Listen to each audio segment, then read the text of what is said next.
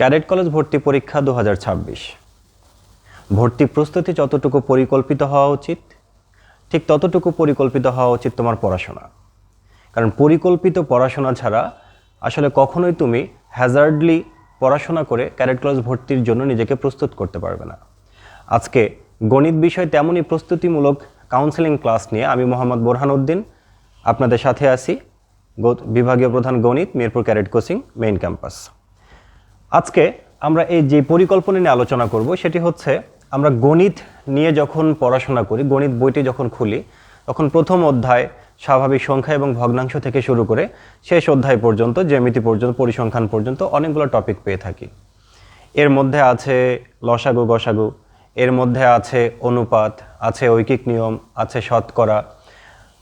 এই যে এক একটা নিয়ম, এই নিয়মগুলো তুমি যখন ম্যাথ করতে থাকবা, একই নিয়মের যখন, একই টপিকের যখন তুমি 20টা 30টা করে অঙ্ক করবা, তখন প্রত্যেকটা তুমি প্র্যাকটিস করে মনে রাখতে তোমার জন্য কষ্ট হবে। তুমি যদি প্রত্যেকটি অঙ্ক প্র্যাকটিসের মাধ্যমে মনে রাখতে চাও, তাহলে যেমন মনে রাখা কঠিন, তেমন পরীক্ষায় যখন একটু ঘুরিয়ে পেঁচিয়ে অঙ্কগুলো তোমার কাছে উপস্থাপন করা হবে, তখন তোমার জন্য খুঁজে বের করা, নিয়ম ধরতে পারা এবং সমাধান করে দিয়ে আসতে পারাটা খুব কঠিন হয়ে যাবে।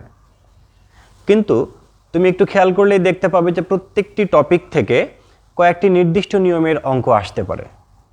এই নিয়মগুলো তোমাকে বাছাই করে একটা টপিকের অঙ্ক করার যতগুলো নিয়ম আছে, এই নিয়মগুলো তোমাকে মাথায় রাখতে হবে এবং কোন সমস্যাটি কোন নিয়মের অন্তর্ভুক্ত এটা তোমাকে বাছাই করতে হবে।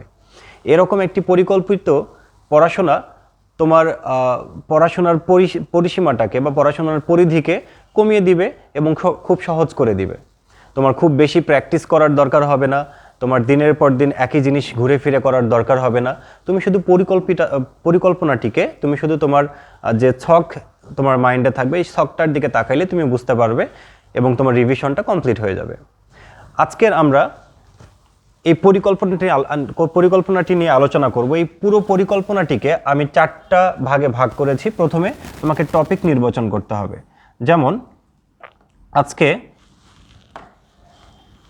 আমি যদি টপিকটা নির্ণয় করি অনুপাত,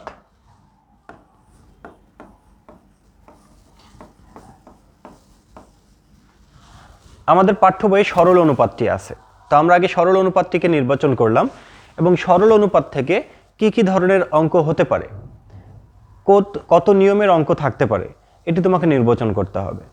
তো আগে আমি প্রকারভেদে না গিয়ে, আমি যেহেতু প্রকারভেদটা জানি, ধরো তুমি প্রকারভেদটা জানো না, এখান থেকে কত নিয়মের অঙ্ক আসতে পারে, সেই ক্ষেত্রে তুমি একটি একটি করে নিয়মে হাত দিবে। যেমন আমি আগে বর্ণনায় চলে আসি। অনেক অঙ্কেই আমরা দেখতে পারি যে একটি অনুপাত দেয়া থাকে।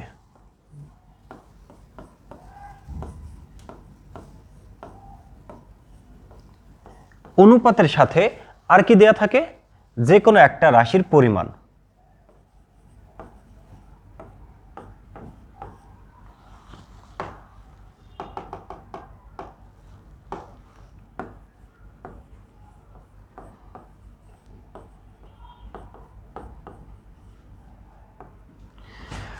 একটি অনুপাত দেয়া থাকছে এবং একটি রাশির পরিমাণ দেয়া থাকছে। তো এই ক্ষেত্রে তুমি খুব সহজেই অনুপাতকে ব্যবহার করে, যেহেতু অনুপাত আছে, অনুপাতের নিয়মে একটি অঙ্ক সমাধান করতে পারো। তাহলে এটাকে আমরা অনুপাতের প্রকারভেদের মধ্যে প্রথম ধরলাম। প্রথম প্রকারভেদের মধ্যে এটি পড়ছে এবং এর সমাধানের নিয়মটি কি রকম হবে দেখো। তুমি দেখবে যে আমি বলেছিলাম শতকরা একটি ভগ্নাংশ, গত ক্লাসটা দেখে নেবে। শতকরা একটি ভগ্নাংশ, যেখানে আমরা যাকে ইন্ডিকেট করি, যাকে আমরা পার্সোনালি যাকে নিয়ে কাজ করতেছি, দ্যাট মিন্স যার মাধ্যমে, যাকে কেন্দ্র করে আমাদের রেজাল্টটা থাকতেছে, সেই প্রথম সাবজেক্ট, এই প্রথম সাবজেক্টটি থাকবে উপরে। সেটা অনুপাতের ক্ষেত্রেও হতে পারে, রাশির ক্ষেত্রেও হতে পারে।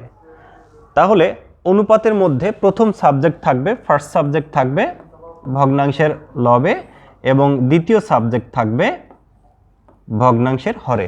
দ্বিতীয় সাবজেক্টকে যার সাথে তুলনা করা হয়, আর অনুপাত মানেই তুলনা। এবং দ্বিতীয় সাবজেক্টের রাশিটা দেয়া থাকবে। এই যে একটি রাশি দেয়া থাকবে, অনুপাতের সাথে একটি রাশি দেয়া থাকবে। এখন একটি রাশি হচ্ছে সেকেন্ড সাবজেক্ট, কারণ ও দেয়া আছে, ওর সাথে তুলনা করে আমরা প্রথম সাবজেক্টকে নির্ণয় করব। এটার সাথে গুণ হবে প্রথম সাবজেক্ট, ফার্স্ট সাবজেক্ট। তার মানে পুরো জিনিসটা এরকম দাঁড়াচ্ছে,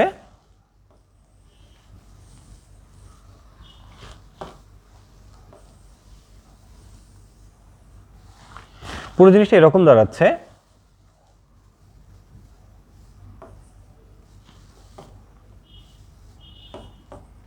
ফার্স্ট সাবজেক্ট এর first quantity divided by, sorry হচ্ছে সেকেন্ড সাবজেক্ট আসবে,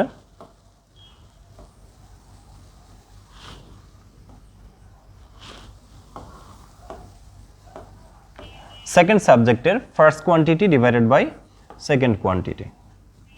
মানে যেটা দেয়া থাকবে সেটার সাথে এর করব, যাকে নির্ণয় করতে হবে সে ভগ্নাংশের লবে, এবং যার মানটা দেয়া আছে তার রাশিটা হবে নিচে।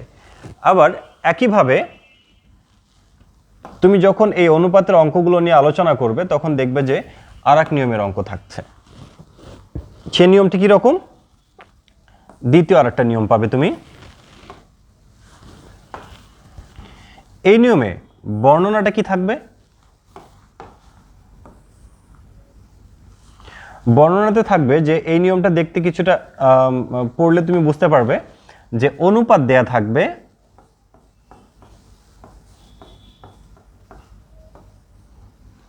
প্লাস রাশিগুলোর যোগফল দেয়া থাকবে।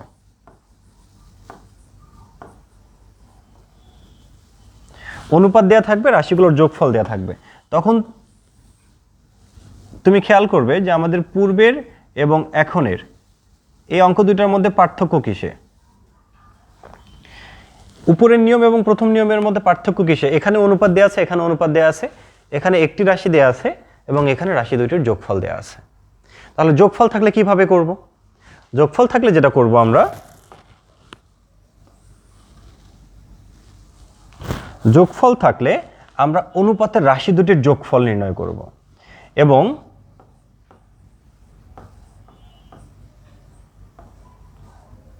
যোগফলকে রাশি দুটির যোগফল দিয়ে ভাগ করব।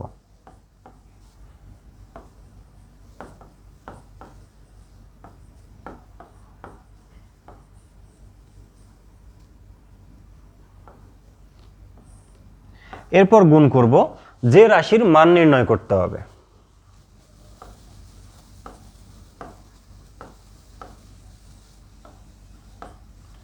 যার মান নির্ণয় করতে হবে, এই বিষয়টি মাথায় থাকলো। এখন তুমি অনুপাতের বেশিরভাগ সময় এই দুই নিয়মের অঙ্ক থাকে, এর বাইরে যদি কোনো কিছু থাকে তাহলে তোমার বুদ্ধিমত্তা খাটিয়ে এটাকে চলক ধরে নিয়ে বা অন্য কোনো উপায়ে তোমাকে সমীকরণে প্রকাশ করে ওখান থেকে মানটাকে বের করে নিয়ে আসতে হবে। এখন প্রধানত অনুপাতের এই দুইটা নিয়ম থাকে সরল অনুপাতের। তাহলে প্রথম নিয়মটা আমরা একটু বিশ্লেষণ করব, এখান থেকে কি ধরনের অঙ্ক হতে পারে, কিভাবে আসতে পারে। দেখো, ধরো লেখা থাকলো পিতা ও পুত্রের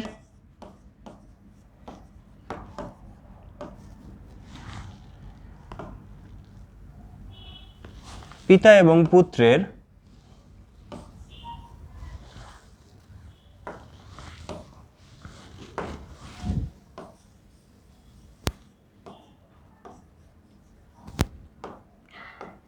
পুত্রের বয়সের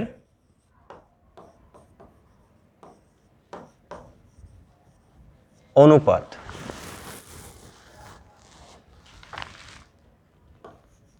4:1 এবং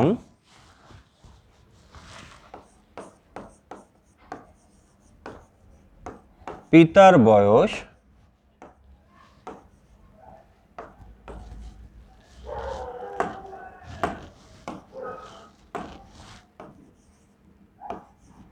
56 বছর। পুত্রের বয়স কত?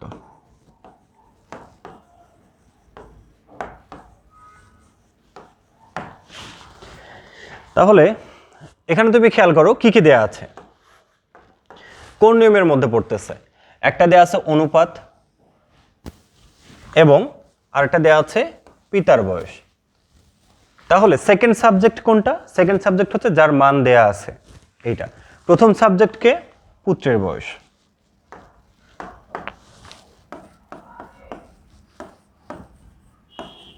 তাহলে আমরা বের করব পুত্রের বয়স সমান, পুত্রের বয়স সমান কি হবে দেখো তো, প্রথম আমাদের অনুপাতের যে প্রথম নিয়ম সেই নিয়মে পড়ে গেছে, অনুপাত যোগ একটি রাশি। অনুপাত দেওয়া আছে, একটি রাশি আছে, আমরা দ্বিতীয় রাশিটাকে বের করব, আমরা অপর রাশিটাকে বের করব। তাহলে যেটি দেয়া আছে সেটাকে আমি সেকেন্ড সাবজেক্ট ধরেছি। তাহলে সেকেন্ড সাবজেক্ট যার মান দেয়া আছে তার সাথে এর করব প্রথম সাবজেক্ট ভাগ সেকেন্ড সাবজেক্ট। তাহলে এখানে দেখো পুত্রের বয়স, তাহলে কার মান দেয়া আছে? পিতার বয়স। আমি লিখব পিতার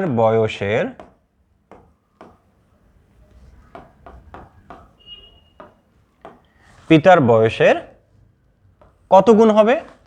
এই যে আমি দেখো এখানে কি লিখেছি, যে রাশিটা দেয়া থাকবে ওটা সেকেন্ড রাশি, ওইটা নিচে থাকবে এবং উপরে থাকবে যার মান নির্ণয় করব। তাহলে উপরে থাকবে কার মান নির্ণয় করব? পুত্রের বয়স, এবং পুত্রের বয়সের রাশিটা কত? 1। আর নিচে কে থাকবে? পিতার বয়সের রাশি, এত গুণ।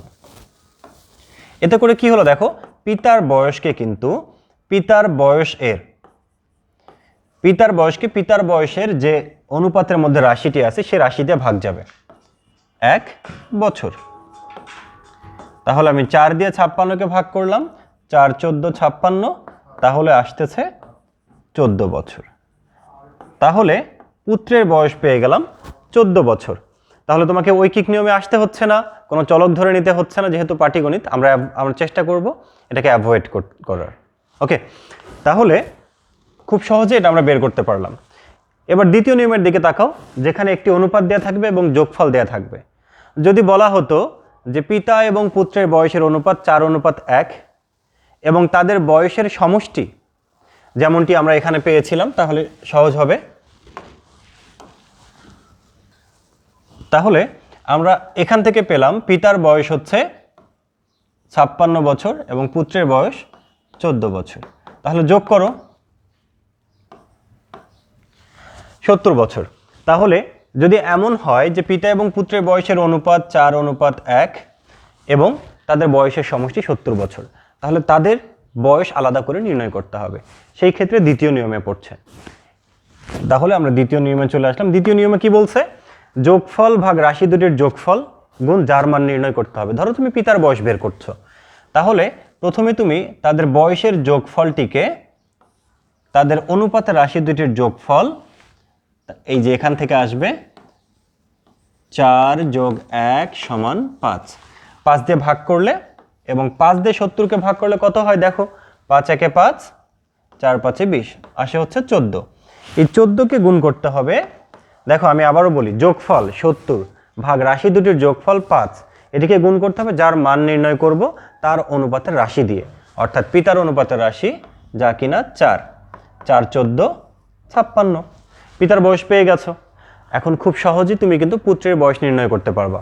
হয়তোবা তুমি যোগফল থেকে 56 বছর বাদ দিবা, অথবা তুমি যদি সূত্র দিয়ে করতে চাও তাহলে 70 ভাগ 5 গুণ 1, 14 বছর খুব সহজে পেয়ে যাবা। এরকম করে প্রত্যেকটি টপিক তোমাকে সিলেক্ট করে এই টপিকের কত প্রকারের অঙ্ক তুমি পেয়েছো সবগুলো তোমাকে আলাদা করে নিতে হবে। এরপর তুমি শুধুমাত্র রিভিশনের সময় দেখবে যে কোন প্রকারের অঙ্ক আছে এবং এই নিয়মটি তোমার মনে আছে কিনা। তুমি যদি সবগুলো অঙ্ক একপাশ থেকে প্র্যাকটিস করে যেতে চাও, that will be very difficult for you, and এটা কোনোভাবেই পসিবল হবে না। এজন্য তোমার দরকার পরিকল্পিত পরিকল্পনা এবং পরিকল্পিত পড়াশোনা। পরিকল্পিত পরিকল্পনা এবং পরিকল্পিত পড়াশোনা, এই দুইটার মধ্য দিয়ে তোমাকে সফলতা নিয়ে আসতে হবে, আদারওয়াইজ তোমার জন্য it will be very difficult. আশা করি বুঝতে পেরেছো। তোমাদের পড়াশোনা ভালো হোক, তোমাদের প্রস্তুতি ভালো হোক, ক্যাডেট কলেজ ভর্তি পরীক্ষা তোমরা সকলেই উত্তীর্ণ হও, এই আশা প্রত্যাশা রেখে আজকে ক্লাস এখানে শেষ করছি। আসসালামু আলাইকুম।